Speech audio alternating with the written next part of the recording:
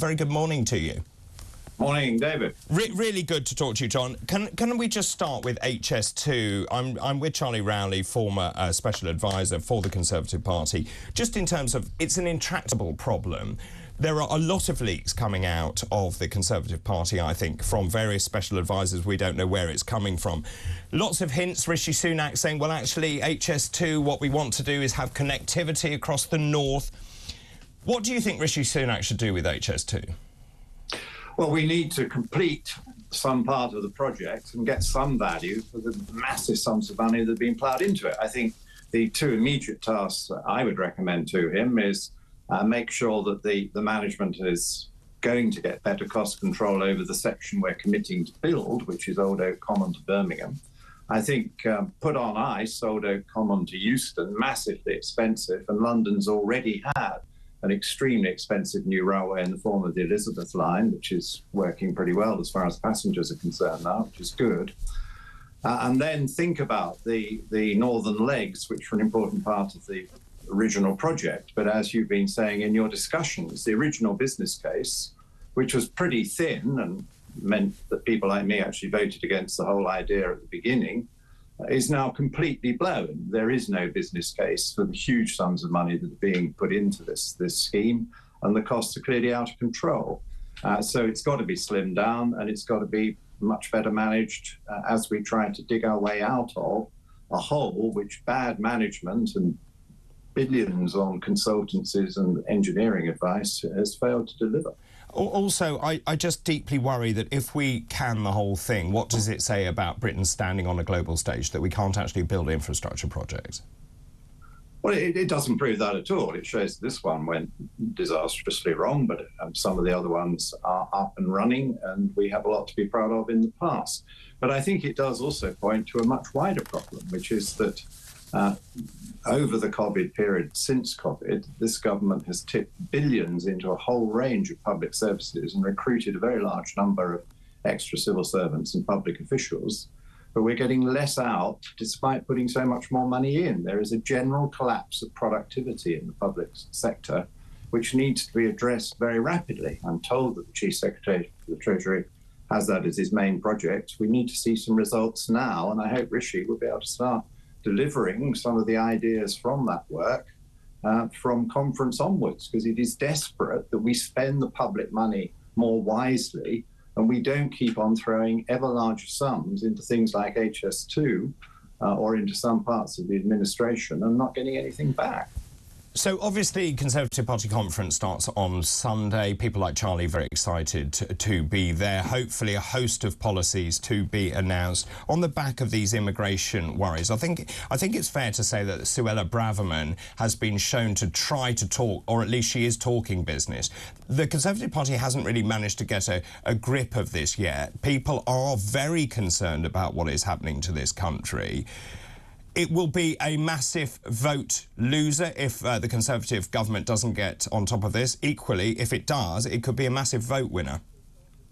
I agree with that. And knowing Suella Braverman, the Home Secretary, and Robert Jenrick, the Immigration Minister, well, I can assure all your listeners and watchers that they are absolutely determined and they are trying to get officials to speed up processing and to come to sensible answers. And of course, they also need somewhere where they can send people who have made illegal claims and are found to have made illegal claims, and the courts keep on thwarting them. So we do need to make sure that they legislate for a proper solution and that we properly take control. But I think there's a much wider issue on migration, and that is that I think many people feel that letting in 600,000 additional people legally in a year is far too many, and that is something we can control.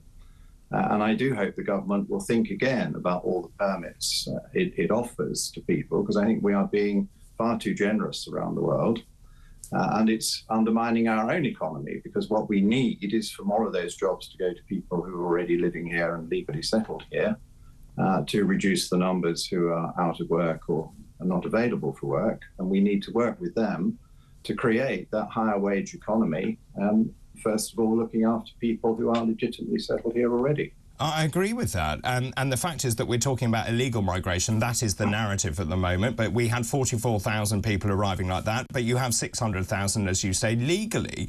If you can see it, why can't the government and the Prime Minister? Well, let's wait and see. I live in hope always. Sometimes the things that I recommend to them do get taken up. And I'm very pleased with some of the changes we've seen in the last couple of weeks over net zero realism and getting out our own oil and gas and being kinder to people who drive vans and cars to do their work. And these are very important themes which Conservatives can take up against all the left-wing parties who take the opposite view. But we need many more of those things. And I think using our legal controls over migration to invite fewer people in to take low-paid jobs would be a very good policy to announce. And you said you're very happy with some of those announcements. Is Rishi Sunak now putting the motorist first? How will that play out? Well, I hope he is. I would call it putting the driver first, because a lot of this is to do with the productivity of people running small businesses out of vans, for example, or making the deliveries to our homes. Quite a lot of these ultra-greens who want to block all the roads in our towns and cities also presumably want the deliveries to their own home when they've ordered something online, and they presumably want their supermarkets to have food on the shelves, which takes trucks and vans to deliver the food into supermarkets. You've got to be realistic about these things. We have a van and a lorry-based culture at the moment to make our economy work. And it's just quite wrong of all these councils to be making it almost impossible for people to get round, so that a person offering services and needing a van for it may have to book 1, 2 or 3 appointments fewer each day because they're stuck in the traffic jams or hunting a parking place. Mm.